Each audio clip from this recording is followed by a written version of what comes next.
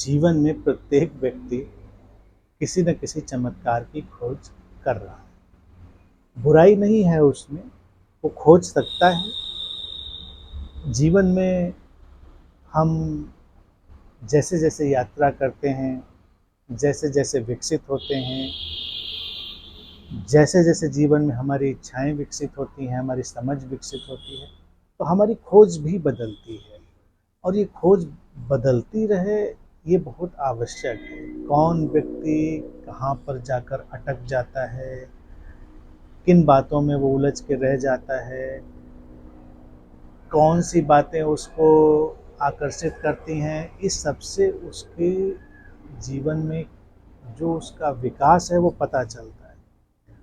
अब अगर हम अध्यात्म की बात करें तो इसमें लोगों की अपार रुचि होती है चमत्कारों के कारण। भारतीय दर्शन भी चमत्कारों की बात करता है, लेकिन वो कभी सतही चमत्कारों की बात नहीं करता है कि हम किसी के मन की बात बता दें, हम पहले से किसी का कुछ जानकारी बता दें और कोई ऐसी चीज़ दिखा दें प्रकट करके। ये सब सतही चमत्कार है और बहुत ही क्षुद्र चमत्कार है। भारतीय दर्शन इसी का भी बात नहीं करता। जब हम जाएंगे चमत्कारों की तलाश में, तो अगर हम जिसको सनातन परंपरा कहते हैं ना लोग, तो सनातन की तरह से देखेंगे, तमसो माँ ज्योतिर्गमय, अंधेरे से प्रकाश की ओर, अज्ञान से ज्ञान की ओर, मृत्यु से अमृत की ओर, ये यात्रा चमत्कार की यात्रा है।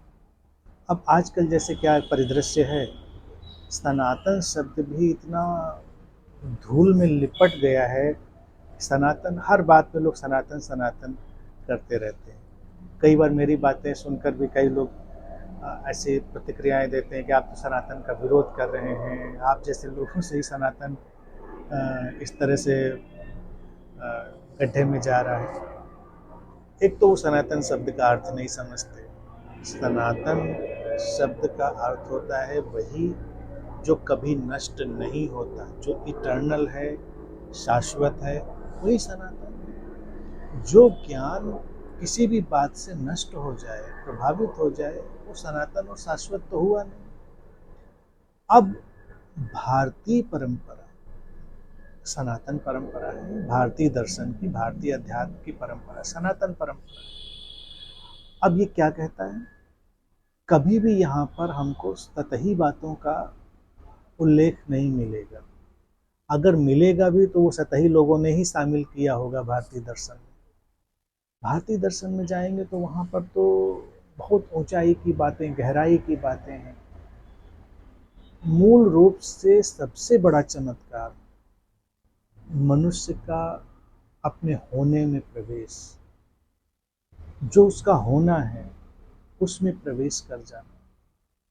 सबसे बड़ा चमत्कार व्यक्ति का उसके अकर्ता भाव में प्रवेश कर जाना, अकर्ता की समझ। पूरी भगवत गीता में देखें कृष्ण क्या चमत्कार करें। लोगों को चमत्कार क्या लगता है, कृष्ण ने अपना विश्व रूप दिखा दिया, ये चमत्कार। ऐसा कोई दिखाता नहीं है कि कोई विश्व रूप दिखा दिया होगा कृष्ण ने। कृष्ण दिखाते हैं, समझाते हैं व्यक्ति का वैश्विक अंतर संबंधित अंतर्निर्भर रूप। हम सब अंतर्निर्भर हैं, अंतर संबंधित हैं, पूरे विश्व से एकाकार हैं, जुड़े हुए। ये हमारा होना है, यही चमत्कार। और श्री कृष्ण समझाते समझाते कहाँ तक ले आते हैं बात को, कि बस चीज़ों को होने दो, तू अपने होने में ठहर और कर्ता भाव को छोड़ अकर्ता में प्रवेश कर। ये बहुत गहरी बात है, लेकिन लोग इसको कैसे तोड़ते हैं। उनको लगता है चलो मैं करने वाला नहीं तो कोई करने वाला हो, कोई बाबा जी करने वाले होंगे, ये कोई गुरु जी करने वाले होंगे। यहाँ से छूटता है वो कर्तापन में, तो सोचता है कि नहीं नहीं, अच्छा अगर बाबा जी भी नहीं कर रहे हैं तो बाबा जी के जो अदृश्य गुरु जी हैं वो कर रहे होंगे, जो अब है ही नहीं दुनिया में। अच्छा चलो उनको भी छोड़ो, फिर कौन कर रहा हो, कोई इष्ट, कोई देवता, कोई रहस्यमयी शक्तियाँ वो कर रही होंगी, लेकिन वो ये मानकर चलता है कि कोई है, कोई व्यक्ति, कोई सत्ता जैसी चीज़ है जो कर रही है। कर्तापन छूटता नहीं, और कर्तापन इसी तरह से एक भूल भुलैया है। जब हम उधर देखते हैं तो हम अपने कर्तापन से मुक्त नहीं हो सकते। जैसे कि कई लोग जो सोचते हैं कि हम शायद बड़ी समझदारी की, समर्पण की बात कर रहे हैं, वो कहेंगे मैं कुछ नहीं करता, ईश्वर ही सब करता है। लेकिन उनका ईश्वर समग्रता की तरह नहीं है। उनका ईश्वर भी कोई व्यक्ति है जो हिसाब किताब रखता है, आंकड़े रखता है, डेटा रखता है, उनके कर्मों का हिसाब रखता है, वैसा कोई ईश्वर। अब ये ईश्वर का व्यक्तिकरण हो गया, पर्सनलाइजेशन हो गया। ऐसा ईश्वर तो कहीं होता नहीं, व्यक्ति रूप में तो कहीं कुछ होता नहीं। हाँ, हम भी भारत में ईश्वर की बात करते हैं, लेकिन हम किस ईश्वर की बात करते हैं? हम कहते हैं जो ये व्यापकता है, समग्रता है, ये टोटलिटी है, ये जो जीवन का पूरा अंतर संबंधित, अंतर्निर्भर रूप है, यही ईश्वर है। सब कुछ से जुड़ा है, सब कुछ को प्रभावित कर रहा है। और इस विराट समग्रता में बहुत सारी हलचल होती है, उससे बहुत सारी क्रियाएं बनती हैं, बहुत कुछ घटता है। तो जो घट रहा है वो उस समग्रता के जोड़ से घट रहा है।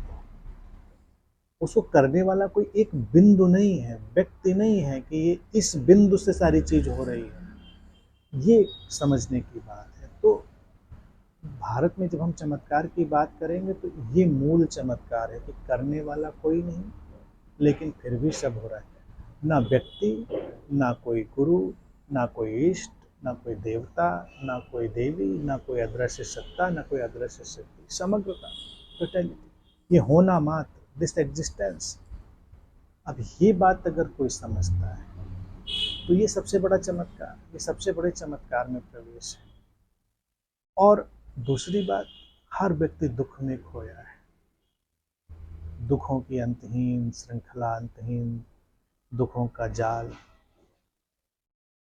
जब कोई दुख मुक्ति की राह ढूंढता है तो ये जीवन के गहरे चमत्कार की खोज है। व्यक्ति अपनी समस्याओं को रिप्लेस करना चाहता है। वो कहता है कि ये समस्या है, बस इसको ठीक कर दो। हमारे यहाँ बच्चा नहीं हो रहा तो बच्चा पैदा कर दो, नौकरी नहीं मिल रही तो नौकरी मिल जाए, शादी नहीं हो रही तो शादी हो जाए, ये हो जाए, वो हो जाए, मतलब हो जाए कुछ ना कुछ। उसको लगता है बस हो गया तो हम सबको ठीक। लेकिन दुख तो इन बातों पर निर्भर नहीं है। कष्ट हो सकते हैं, धन का अभाव है उससे कष्ट हो सकता है, बीमारियां हो सकती हैं उससे कष्ट हो सकता है, लेकिन दुख, दुख तो व्यक्ति की समझ के कारण है, दुख तो व्यक्ति की अज्ञानता के कारण है। तो जब कोई अज्ञानता को मिटाने का प्रयास करेगा तो अपने दुख को मिटाने का प्रयास करेगा। दुख है जीवन के कष्टों की मानसिक व्याख्या, इंटरप्रिटेशन। बुद्ध ने इसीलिए दुख शब्द का चुनाव किया और निर्माण के लिए दुख मुक्त की बात की, एंड ऑफ सफरिंग। ये दुख मुक्ति की अवस्था ही सबसे बड़ा चमत्कार है। तो क्या हम वो चाहते हैं? हम तो चाहते हैं बस हमारी ये अभी तात्कालिक समस्या है, इसका निदान कर दे। तो ये सब सतही बात है। और जीवन में देखिए समस्या कोई नहीं। जब हम सतही बातें करेंगे तो सतही आपूर्ति करने वाले लोग हो जाएंगे। जब हम गहरी अभिप्सा में जाएंगे तो गहरी अभिप्सा की आपूर्ति करने वाले लोग हमें मिल जाएंगे। लोग माध्यम बनेंगे, फिर हम जीवन की समग्रता में प्रवेश कर जाएंगे, उसके स्रोत में प्रवेश कर जाएंगे और जीवन अधिक सुंदर हो जाएगा। मूल बात यही ध्यान देने की। अब जीवन कैसा है, ईश्वर हम कैसे कहते रहे? जैसे ईश्वर की बात करें तो ये ईश्वर विरोधी है, ये ईश्वर समर्थक है। तो इसको कैसे लोग कहते हैं? जैसे उनका ईश्वर कोई व्यक्ति होगा, कोई मूर्ति होगी, कोई धारणा होगी जिसका कोई विरोध कर रहा है, कोई समर्थन कर रहा है। भारत में हमने ईश्वर शब्द को गढ़ा ऐश्वर्य से। हमने कहा जो ऐश्वर्य है जीवन का पूरा, तो जीवन का परम ऐश्वर्य है वही ईश्वर है। तो ईश्वर से साक्षात्कार करना है तो जीवन के परम ऐश्वर्य से जुड़ जाना है, वही चमत्कार होगा। अब उदाहरण के लिए छोटा सा उदाहरण, बात समझ में आ जाए कैसा ईश्वर है। आसमान में सूरज उगा, चारों तरफ रोशनी फैल गई, ये ऐश्वर्य फैला, प्रकाश का ऐश्वर्य। अब इससे जुड़ना है तो हमको क्या करना होगा? हमको अपनी खिड़कियाँ दरवाजे खोलना होगा, उस रोशनी में आना होगा, तो हम ऐश्वर्यवान हो गए, प्रकाश की स्थिति में हम प्रकाशित हो। लेकिन कोई अपने कमरे की खिड़की दरवाजे बंद रखे, वहाँ एक छोटी सी मोमबत्ती जलाए और बैठा रहे और प्रार्थना करता रहे, वहाँ तपस्या करता रहे, तरह तरह क्रियाएं करता रहे कि बस किसी दिन हम अपने इस कमरे के पूरे अंधेरे को मिटा देंगे। अभी तो छोटी सी मोमबत्ती ज़्यादा रोशनी नहीं करती, थोड़ी दूर तक है, फिर भी कहीं कोने वोने में अंधेरा है। कल्पना करता है कि किसी दिन, और वो अपनी मोमबत्ती को छोड़ना नहीं चाहता। अब कोई अगर उसको कहे, उसका दरवाज़ा खटखटाकर कि आ जाओ बाहर, बाहर प्रकाश का ऐश्वर्य फैला है, छोड़ो अपनी मोमबत्ती को, ईश्वरीय हो जाओ। वो कहे नहीं नहीं, ऐसे कैसे हो जाएंगे, ये तरीका थोड़ा ही है, हमको तो तरीके से चलना होगा। तो ऐसा व्यक्ति बड़े क्षुद्र चमत्कार खोजेगा कि वही मोमबत्ती किसी दिन फैल कर बहुत बड़ी हो जाएगी। लेकिन जो साहसी व्यक्ति होगा, समझदार व्यक्ति होगा, वो अपनी मोमबत्ती का मोह छोड़ेगा, यानी कि अपनी व्यक्तिगत धारणाएं, व्यक्तिगत विश्वास, व्यक्तिगत सीमाएं, उनको छोड़ेगा। खिड़की दरवाजे खोलकर बाहर आएगा, बाहर प्रकाश ही प्रकाश है, सूरज आसमान में चमक रहा है, अब वो ईश्वरीय हो गया। तो ये ईश्वर का साक्षात्कार है, प्रकाशित हो जाना, प्रकाश से संयुक्त हो जाना। और जीवन में प्रकाश क्या है? समझ, बोध, बोध, अवेकनिंग, हम उसको अवेकनिंग की तरह से ट्रांसलेट करेंगे, और गहरी से गहरी समझ, जीवन का यही प्रकाश। तो जो व्यक्ति अपने भीतर की गहरी से गहरी प्रज्ञा से, गहरी से गहरी समझ से जुड़ गया है, जो दुख मुक्ति की राह पर चल पड़ा है, वो ईश्वर के साक्षात्कार को उपलब्ध हो रहा है। धीरे धीरे वो ईश्वरीय हो जाएगा और स्वयं ईश्वर हो जाएगा। तो भारत में हमने कभी मनाही नहीं करी इस बात की कि ईश्वर कहीं एक है, कहीं कोई एक ईश्वर का पुत्र है, कहीं कोई एक ही प्रॉफिट है, कहीं एक ही। हम कहते हैं हर व्यक्ति ईश्वर है, हर व्यक्ति हो सकता है, बस उसको फासला क्या तय करना है? अपनी मोमबत्ती से चेतना के सूर्य तक का सफर उसे तय करना है।